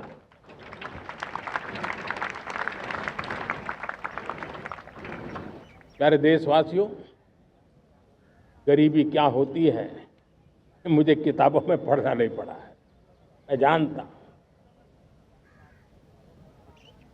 सरकार में भी रहा हूं, और इसलिए मेरी कोशिश रही है कि सरकार फाइलों में नहीं होनी चाहिए। सरकार देश के नागरिकों की लाइफ में होनी चाहिए। दलित हो, पीड़ित हो, शोषित हो, वंचित हो, उनके लिए सकारात्मक रूप से सरकारें प्रोएक्टिव हो, सरकारें प्रो पीपल हो। उस दिशा में हम निरंतर प्रयास कर रहे हैं। समाज के हर जरूरत व्यक्ति के लिए, कुछ लोगों को लगता है कि सरकार की योजनाएं पहले भी आती थी, जी नहीं, हम सरकार की योजनाओं को जमीन पर उतार रहे हैं, सैचुरेशन पर बल देते हैं, और सामाजिक न्याय का अगर कोई सच्चा एजुकेशन है तो सैचुरेशन में है, जिसमें कोई हकदार छूटे नहीं, हकदार के घर तक सरकार जाए और उसे अपना हक की चीजें मिले, उसके लिए हम काम कर रहे हैं। जनधन अकाउंट जब खोले गए ना, वो सिर्फ बैंक का अकाउंट था ऐसा नहीं है, उसे एक स्वाभिमान मिला था कि बैंक के दरवाजे मेरे लिए भी खुलते हैं, मैं भी बैंक के दरवाजे में जाकर के टेबल पे हाथ रख करके बात कर सकता हूं। ये विश्वास हमने जगाया है। आयुष्मान भारत ने बीमारी को सहने की आदत से मुक्ति दिलाने का और उनको अच्छे स्वास्थ्य के लिए मदद करने का काम और जब हम वरिष्ठ नागरिकों को 5 लाख रुपए से ज्यादा मदद कर करके उनके आरोग्य की चिंता करते हैं, आज पीएम आवास 4 करोड़ गरीबों को घर मिलना मतलब जिंदगी के नए सपने वहां सजते हैं। वो सिर्फ 4 दीवारें नहीं है दोस्तों। रेहड़ी पटरी वालों के लिए पीएम स्वनिधि योजना, जो कभी ब्याज के चक्कर में फंसा रहता था, आज पीएम स्वनिधि से रेहड़ी पटरी वाला भी, और आपने देखा वो यूपीआई से पैसे लेता है, यूपीआई से पैसे देता है। ये बदलाव आखिरी व्यक्ति तक चिंता लोगों की लाइफ में सरकार होनी चाहिए। उसी के कारण ये जमीन से जुड़ी योजनाएं बनती हैं और जमीन से जुड़ी योजनाएं जमीन पर उतरती हैं और जमीन से उतरी हुई योजनाएं जीवन में बदलाव लाने का एक सशक्त माध्यम बन जाती हैं। एक समय था, गरीब हो, पीड़ित हो, आदिवासी हो, वंचित हो, दिव्यांग हो, हमारी विधवा माताएं बहनें हो, अपने हक के लिए दर दर भटकते रहते थे। तक सरकारी दफ्तरों में चक्कर लगाते लगाते जिंदगी पूरी हो जाती। आज सरकार आपके दरवाजे पर आती है, सैचुरेशन के अप्रोच को लेकर के आती है। करोड़ों लाभार्थियों को सरकारी योजनाओं का लाभ मिल रहा है। डायरेक्ट बेनिफिट ट्रांसफर एक बहुत बड़ा क्रांतिकारी काम हुआ है। साथियों, गरीबी हटाओ के नारे देश ने बहुत सुने हैं, लाल किले से भी सुने, और देश सुन सुन करके थक गया था और देश ने मान लिया था कि गरीबी हट नहीं सकती है। लेकिन जब हम योजनाओं को गरीब के घर तक ले जाते हैं, विश्वास को गरीब के मन में हम पैदा करते हैं, तब मेरे देश के 25 करोड़ गरीब गरीबी को परास्त कर करके, गरीबी से बाहर निकल करके एक नया इतिहास बनाते हैं। आज 10 करोड़ गरीब और 10 वर्ष में 25 करोड़ से ज्यादा गरीब गरीबी को परास्त कर करके गरीबी से बाहर निकले हैं और एक न्यू मिडिल क्लास तैयार हुआ है। मेरे साथियों, ये न्यू मिडिल क्लास और मिडिल क्लास एक ऐसी जुगलबंदी है जिसमें एस्पिरेशन भी है, एफर्ट भी है। वो देश को आगे बढ़ाने के लिए बहुत बड़ा सामर्थ्य बनने वाली है। मेरे प्यारे देशवासियों, बहुत ही निकट भविष्य में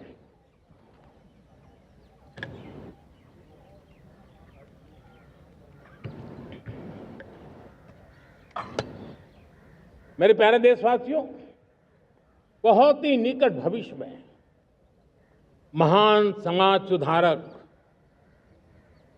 महात्मा ज्योतिबा फुले जी की 200वीं जयंती आ रही है। हम उस जयंती के समारोह शुरू करने जा रहे हैं और महात्मा ज्योतिबा फुले के सिद्धांत, उन्होंने जो मंत्र दिए, उसमें हमारे लिए प्रेरणा है। पिछड़े को प्राथमिकता, पिछड़े को प्राथमिकता देते हुए हम परिवर्तन की ऊंचाइयों को प्राप्त करना चाहते हैं। हम इसके लिए परिश्रम की पराकाष्ठा करना चाहते हैं। हम पारदर्शी नीतियों के द्वारा पिछड़ों को प्राथमिकता, ये हम धरती पर उतारना चाहते हैं और पिछड़े के जीवन में उतारना चाहते हैं। साथियों, रेहड़ी पटरी वालों के लिए स्वनिधि योजना हो या हमारे हुनर वाले, हाथ से काम करने वाले विश्वकर्मा योजना की बात हो, आदिवासी में भी जो पिछड़े रह गए हैं उनके लिए पीएम जनधन की योजना की बात हो, हमारे पूर्वी भारत को विकास में पूरे देश के अंदर बराबरी में लाना और उनको नेतृत्व देने की दिशा में काम हो। हम सिर्फ समाज पिछड़े हो उनकी चिंता तक अटकने वाले नहीं है।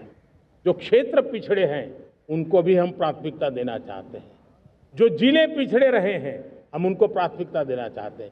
जो ब्लॉक पिछड़े रहे हैं उनको प्राथमिकता देना चाहते हैं। हमने 100 एस्पिरेशनल डिस्ट्रिक्ट, 500 एस्पिरेशनल ब्लॉक, उसी मिशन में काम किया है।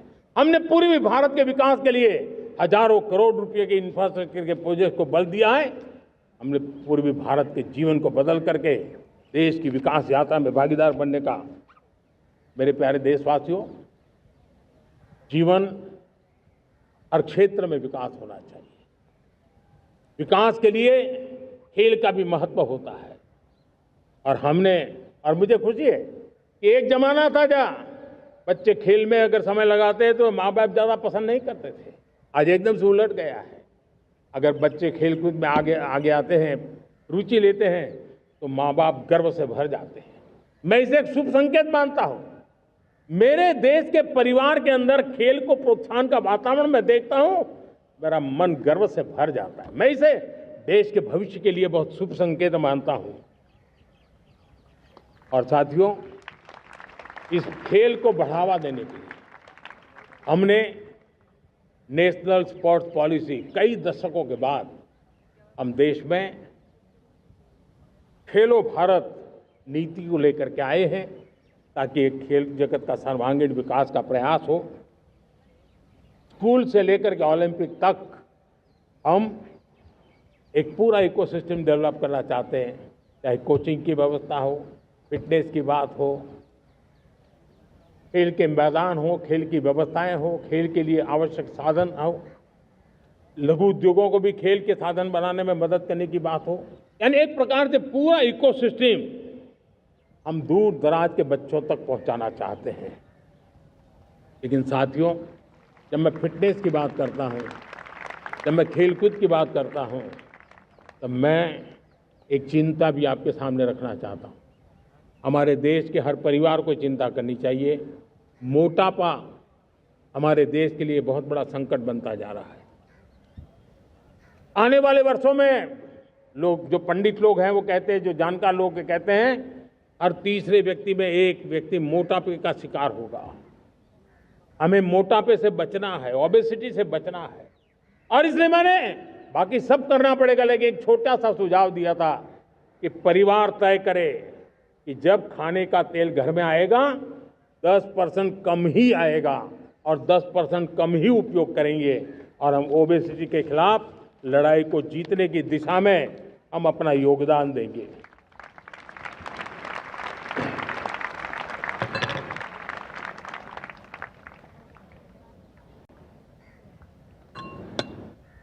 मेरे प्यारे देशवासियों, हमारा देश भाग्यवान है। हजारों साल की विरासत के हम धनी हैं, और वो हमें निरंतर ऊर्जा मिलती है, प्रेरणा मिलती है, त्याग और तपस्या की राह मिलती है। आज गुरु तेग बहादुर, यह वर्ष गुरु तेग बहादुर जी का 350वां शहीदी वर्ष है। देश की संस्कृति की रक्षा, भारत के मूल्यों की रक्षा के लिए उन्होंने अपना सब कुछ न्योछावर कर दिया। मैं आज उनको नमन करता हूं। साथियों, हमारी संस्कृति की ताकत हमारी विविधता है। हम विविधता को सेलिब्रेट करना चाहते हैं। हम विविधता को सेलिब्रेट करने की आदत बनाना चाहते हैं। यह हमारा गौरव है कि हमारा भारत माँ का यह बगीचा कितने विविध प्रकार के फूलों से सजा हुआ है, कितनी विविधताएं हैं। ये विविधता हमारे लिए एक बहुत बड़ा, हमारी विरासत है, बहुत बड़ा गौरव है। हमने प्रयागराज के महाकुंभ में देखा भारत की विविधता को कैसे जिया जाता है। एक स्थान पर करोड़ों लोग, एक ही भाव, एक ही प्राण, एक ही प्रयास, दुनिया के लिए बहुत बड़ा अजूबा है। महाकुंभ की वो सफलता भारत की एकता की, भारत के सामर्थ्य की दुहाई देती है। साथियों, हमारा देश भाषाओं की विविधता से बहुत ही भरा हुआ है, पुलकित है। और इसीलिए हमने मराठी, असमिया, बांग्ला, पाली, प्राकृत को क्लासिकल लैंग्वेज का दर्जा दिया है। और मेरा मत है, हमारी भाषाएं जितनी विकसित होगी, हमारी सभी भाषाएं जितनी समृद्ध होगी, हमारे नॉलेज के सिस्टम को भी उतना ही बल मिलने वाला है। और हमारी वो ताकत है, आज जब डेटा का जमाना है ना, तो ये ताकत दुनिया के लिए भी बड़ी ताकत बन सकती है। इतना सामर्थ्य हमारी लैंग्वेज में। हमें हमारी सभी भाषाओं पर गर्व होना चाहिए। हमारी सभी भाषाओं के विकास के लिए हर किसी ने बनते हुए प्रयास करना चाहिए। साथियों, पांडुलिपि में हमारे ज्ञान के भंडार पड़े हैं, लेकिन उसके प्रति उदासीनता रही है। इस बार हमने ज्ञान भारतम योजना के तहत देश भर में जहां भी हस्तलिखित ग्रंथ है, जहां पांडुलिपियां हैं, सदियों पुराने जो दस्तावेज हैं, उनको खोज खोज करके आज की टेक्नोलॉजी का उपयोग करते हुए उस ज्ञान की समृद्धि को आने वाली पीढ़ियों के लिए काम आए, उस दिशा में काम कर रहे हैं। मेरे प्यारे देशवासियों, हमारा स्पष्ट मत है, यह देश सिर्फ सरकारें नहीं बनाती है, ये देश राज सत्ता पर विराजमान लोग ही नहीं बनाते हैं, ये देश शासन की धुरा संभालने वाले नहीं बनाते हैं। ये देश बनता है कोटि कोटि जनों के पुरुषार्थ से, ऋषियों के, मुनियों से, वैज्ञानिकों के, शिक्षकों के, किसानों के, जवानों के, सेना के, मजदूरों के, हर किसी के प्रयास से देश बनता है। हर किसी का योगदान होता है, व्यक्ति का भी होता है, संस्थाओं का भी होता है। आज मैं बहुत गर्व के साथ एक बात का जिक्र करना चाहता हूं। आज से 100 साल पहले एक संगठन का जन्म हुआ, राष्ट्रीय स्वयंसेवक संघ। 100 साल की राष्ट्र की सेवा एक बहुत ही गौरवपूर्ण स्वर्णिम पृष्ठ है। व्यक्ति निर्माण से राष्ट्र निर्माण के संकल्प को लेकर के 100 साल तक मां भारती का कल्याण का लक्ष्य लेकर के लक्षावधि स्वयंसेवकों ने मातृभूमि के कल्याण के लिए अपना जीवन समर्पित किया है। सेवा, समर्पण, संगठन और अप्रतिम अनुशासन, ये जिसकी पहचान रही है, ऐसा राष्ट्रीय स्वयंसेवक संघ दुनिया का ये सबसे बड़ा एनजीओ है। एक प्रकार से 100 साल का उसका समर्पण का इतिहास है।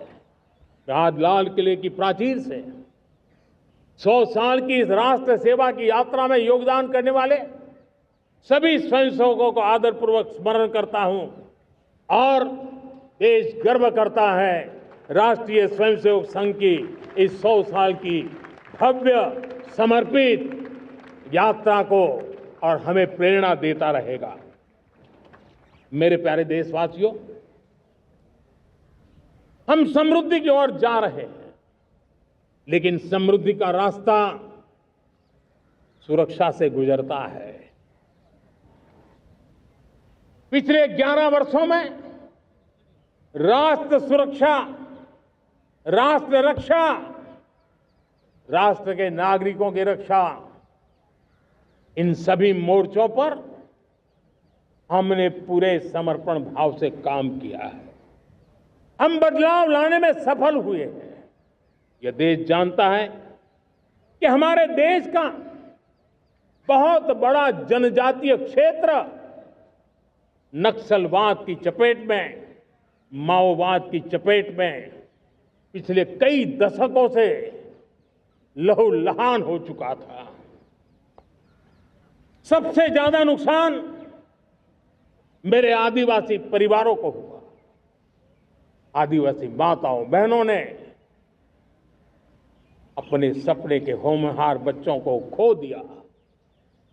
नौजवान बेटे गलत रास्ते पर खींच लिए गए, भटकाए गए, उनकी जीवन को तबाह कर दिया गया। हमने फौलादी हाथ से काम लिया। एक समय था, कभी 125 से ज्यादा जिलों में नक्सलवाद अपनी जड़ें जमा चुका था।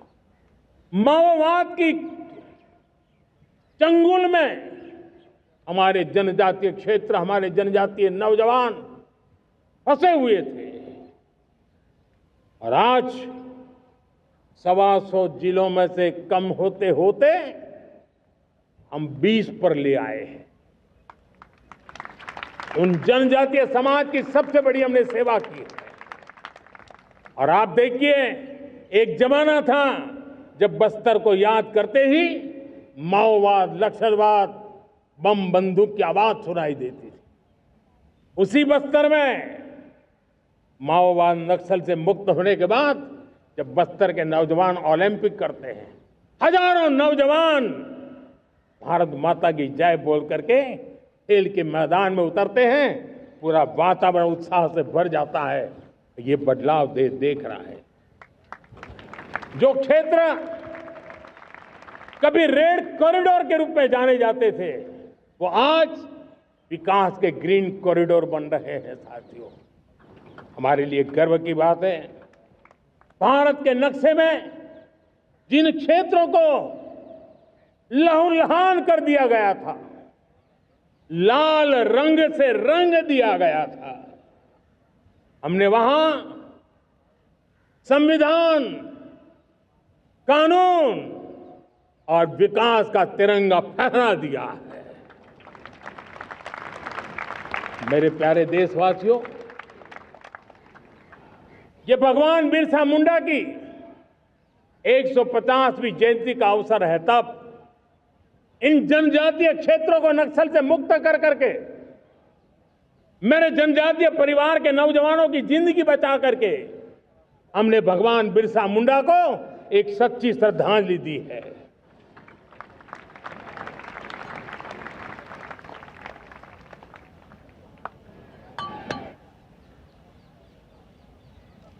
मेरे प्यारे देशवासियों, मैं आज देश के सामने एक चिंता, एक चुनौती के संबंध में आगाह करना चाहता हूं। षड्यंत्र के तहत, सोची समझी साजिश के तहत देश की डेमोग्राफी को बदला जा रहा है।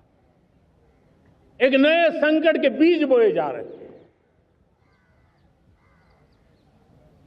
और ये घुसपैठिए मेरे देश के नौजवानों की रोजी रोटी छीन रहे हैं। एक घुसपैठिए मेरे देश की बहन बेटियों को निशाना बना रहे हैं। ये बर्दाश्त नहीं होगा। ये घुसपैठिए भोले भाले आदिवासियों को भ्रमित करके उनकी जमीनों पर कब्जा कर रहे हैं। ये देश सहन नहीं करेगा। और इसलिए मेरे प्यारे देशवासियों,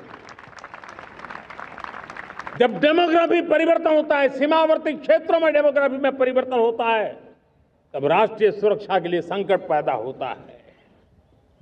देश की एकता, अखंडता और प्रगति के लिए ये संकट पैदा, सामाजिक तनाव के बीज बो देता है। और कोई देश अपना देश घुसपैठियों के हवाले नहीं कर सकता है। दुनिया का कोई देश नहीं कर सकता है, तो हम भारत को कैसे कर सकते हैं? हमारे पूर्वजों ने त्याग और बलिदान से आजादी पाई है, हमें स्वतंत्र भारत दिया है। उन महापुरुषों के प्रति हमारा कर्तव्य है कि हम हमारे देश में ऐसी हरकतों को स्वीकार न करें। उनकी सच्ची श्रद्धांजलि होगी। और इसलिए मैं आज लाल किले की प्राचीर से कहना चाहता हूं, हमने एक हाई पावर्ड डेमोग्राफी मिशन शुरू करने का निर्णय किया है।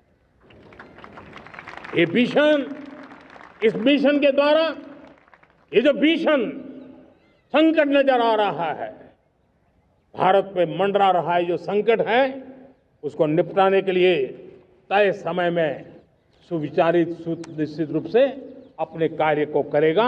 उस दिशा में हम आगे बढ़ रहे हैं। मेरे प्यारे देशवासियों, कल जन्माष्टमी का पावन पर्व है। भगवान श्री कृष्ण का जन्मोत्सव देश में मनाया जाता है। साथियों, जब मुझे भगवान श्री कृष्ण याद आते हैं तो हम देख रहे हैं कि पूरे विश्व में आज युद्ध के तौर तरीके बदल रहे हैं। हमने देखा है कि भारत युद्ध के हर नए तौर तरीकों को निपटने में समृद्ध है। हमने ऑपरेशन सिंदूर में दिखा दिया है टेक्नोलॉजी में जो भी महारत थी। पाकिस्तान ने हमारे सैन्य ठिकानों पर, हमारे एयरबेस पर, हमारे संवेदनशील स्थानों पर, हमारे आस्था के केंद्रों पर, हमारे नागरिकों पर मिसाइल्स, ड्रोन अनगिनत मात्रा में उन्होंने वार किया। देश ने देखा है, लेकिन देश को सुरक्षित रखने के जो प्रयास पिछले 10 साल में हुए हैं, उस ताकत का परिणाम था कि उनके हर हमले को हमारे जाबाजों ने और हमारी टेक्नोलॉजी ने तिनके की तरह बिखेर दी।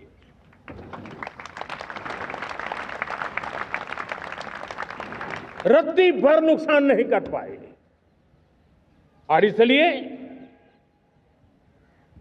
जब युद्ध के मैदान में टेक्नोलॉजी का विस्तार हो रहा है, टेक्नोलॉजी हावी हो रही है, तब राष्ट्र की रक्षा के लिए, देश के नागरिकों की सुरक्षा के लिए हमें भी, हमने जो आज महारत पाई है वो महारत का और विस्तार करने की जरूरत है।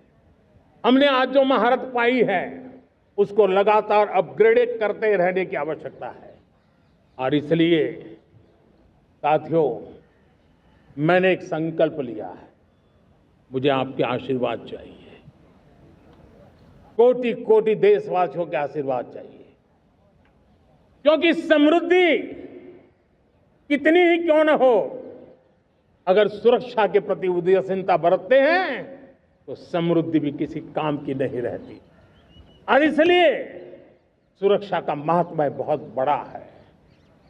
और इसलिए मैं आज लाल किले की प्राचीर से कह रहा हूं, आने वाले 10 साल में 2035 तक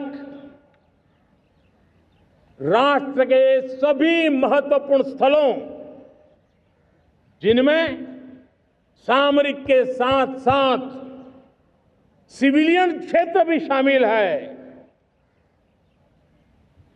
जैसे अस्पताल हो, रेलवे हो, जो भी आस्था के केंद्र हो, उन्हें टेक्नोलॉजी के नए प्लेटफॉर्म द्वारा पूरी तरह सुरक्षा का कवच दिया जाएगा। ये सुरक्षा का कवच लगातार विस्तार होता जाए, देश का हर नागरिक सुरक्षित महसूस करे। किसी भी प्रकार की टेक्नोलॉजी हम पर वार करने आ जाए, हमारी टेक्नोलॉजी उससे बेहतर सिद्ध हो। और इसलिए आने वाले 10 साल 2035 तक मैं ये राष्ट्रीय सुरक्षा कवच का विस्तार करना चाहता हूं, मजबूती देना चाहता हूं, आधुनिक बनाना चाहता हूं। और इसलिए भगवान श्री कृष्ण से प्रेरणा पाकर के हमने श्री कृष्ण का जो सुदर्शन चक्र था, उस सुदर्शन चक्र की राह को चुना है। आप में से बहुत लोगों को याद होगा, जब महाभारत की लड़ाई चल रही थी, श्री कृष्ण ने अपने सुदर्शन चक्र से सूर्य के प्रकाश को रोक दिया था और दिन में ही अंधेरा कर दिया था। सूर्य प्रकाश को सुदर्शन चक्र से रोक दिया था। और तब अर्जुन ने जो शपथ ली थी जयद्रथ का वध करने की, उस प्रतिज्ञा को अर्जुन पूर्ण कर पाए थे। वो सुदर्शन चक्र के पराक्रम और रणनीति का परिणाम था। अब देश सुदर्शन चक्र मिशन लॉन्च करेगा।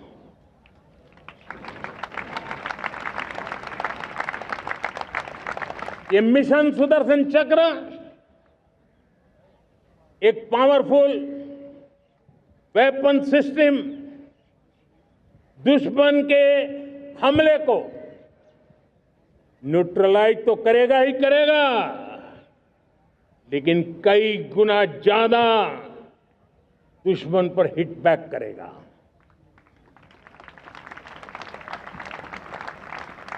हमने भारत के इस मिशन सुदर्शन चक्र के लिए कुछ मूलभूत बातें भी तय की है। आने वाले 10 सालों में हम उसको प्रखरता से आगे बढ़ाना चाहते हैं। एक तो ये पूरी आधुनिक सिस्टम, इसके लिए रिसर्च, डेवलपमेंट, उसकी मैन्युफैक्चरिंग हमारे देश में ही हो, हमारे देश के नौजवानों के टैलेंट से हो, हमारे देश के लोगों के द्वारा बनी। दूसरा, एक ऐसी व्यवस्था होगी जो वॉरफेयर के हिसाब से भविष्य में क्या क्या संभावनाएं हैं उसका हिसाब किताब लगा करके +1 की स्ट्रेटेजी वर्कआउट करेगी। और तीसरा, सुदर्शन चक्र की एक ताकत थी, वो बहुत ही प्रिसाइज, जहां जाना था वहीं जाता था और वापस श्री कृष्ण के पास लौट के आता था।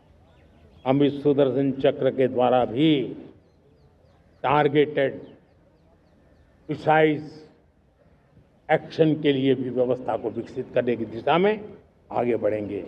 और इसलिए युद्ध के बदलते तौर तरीकों में राष्ट्र की सुरक्षा, नागरिकों की सुरक्षा के लिए मैं बड़े प्रतिबद्धता के साथ इस कार्य को आगे बढ़ाने के लिए वचन देता हूं। मेरे प्यारे देशवासियों, जब हम लोकतंत्र की बात करते हैं, स्वतंत्र भारत की बात करते हैं, तब हमारा संविधान हमारे लिए सर्वोच्च दीप स्तंभ होता है, हमारा प्रेरणा का केंद्र होता है। लेकिन आज से 50 साल पहले भारत के संविधान का गला घोंट दिया गया था, भारत के संविधान के पीठ पे छुरा भोंक दिया गया था, देश को जेल खाना बना दिया गया था, आपातकाल लगा दिया गया था, इमरजेंसी थोप दी गई थी। इमरजेंसी के 50 साल हो रहे हैं। देश की किसी भी पीढ़ी ने संविधान की हत्या के इस पाप को कभी भूलना नहीं चाहिए। संविधान की हत्या करने वाले पापियों को नहीं भूलना चाहिए। और हमें भारत के संविधान के प्रति अपने समर्पण को और मजबूती देते आगे बढ़ना चाहिए। वो हमारी प्रेरणा है। मेरे प्यारे देशवासियों, मैंने इसी लाल किले से पंच प्रण की बात कही थी। मैं आज लाल किले से फिर से एक बार मेरे देशवासियों का पुनः स्मरण जरूर करना चाहता हूं। विकसित भारत बनाने के लिए न हम रुकेंगे, न हम झुकेंगे। हम परिश्रम की पराकाष्ठा करते रहेंगे और अपनी आंखों के सामने 2047 में विकसित भारत बना करके रहेंगे। मेरे प्यारे देशवासियों, हमारा दूसरा प्रण है कि हम हमारे जीवन में, हमारी व्यवस्थाओं में, हमारे नियम, कानून, परंपराओं में गुलामी का एक भी कण अब बचने नहीं देंगे। हम हर प्रकार की गुलामी से मुक्ति पाकर के ही रहेंगे। मेरे प्यारे देशवासियों, हम अपनी विरासत पर गर्व करेंगे। हमारी पहचान का सबसे बड़ा आभूषण, सबसे बड़ा गहना, सबसे बड़ा मुकुटमणि हमारी विरासत है। हम विरासत का गर्व करेंगे। मेरे प्यारे देशवासियों, इन सब के लिए एकता, ये मंत्र सबसे बड़ा शक्तिशाली मंत्र है और इसलिए एकता की डोर को कोई काट न सके, ये हमारा सामूहिक संकल्प होगा। मेरे प्यारे देशवासियों, मां भारती के प्रति कर्तव्य निभाना ये पूजा से कम नहीं है, तपस्या से कम नहीं है, आराधना से कम नहीं है। और उसी भाव से हम सब मातृभूमि के कल्याण के लिए परिश्रम की पराकाष्ठा करते हुए 2047 विकसित भारत के लक्ष्य को पार करने के लिए अपने आप को अपा देंगे, अपने आप को झोंक देंगे। जो भी सामर्थ्य है, कोई भी अवसर को छोड़ेंगे नहीं। इतना ही नहीं, नए अवसरों को निर्माण करेंगे और निर्मित करने के बाद हम 140 करोड़ देशवासियों के सामर्थ्य से आगे बढ़ते ही रहेंगे, बढ़ते ही रहेंगे, बढ़ते ही रहेंगे। मेरे प्यारे देशवासियों, हमें याद रखना है, 140 करोड़ देशवासियों को याद रखना है, परिश्रम में जो तपा है, परिश्रम में जो तपा है, उसने ही तो इतिहास रचा है। परिश्रम में जो तपा है, उसने ही तो इतिहास रचा है। जिसने फौलादी चट्टानों को तोड़ा है, जिसने फौलादी चट्टानों को तोड़ा है, उसने ही समय को मोड़ा है। जिसने फौलादी चट्टानों को तोड़ा है, उसने ही समय को मोड़ा है। और समय को मोड़ देने का भी, समय को मोड़ देने का भी यही समय है, सही समय है। मेरे प्यारे देशवासियों, एक बार फिर आप सबको आजादी के इस महान पर्व की अनेक अनेक शुभकामनाएं देता हूं, बहुत बहुत बधाई देता हूं। मेरे साथ बोलेंगे, जय हिंद, जय हिंद, जय हिंद। भारत माता की, भारत माता की, भारत माता की। वंदे, वंदे, वंदे। बहुत बहुत धन्यवाद। जनगण मन अधिनायक जय हे भारत भाग्य विधाता। पंजाब सिंध गुजरात मराठा द्राविड़ उत्कल बंग। विंध्य हिमाचल यमुना गंगा उच्छल जगति तरंग। तब शुभ नामे जागे, तब शुभ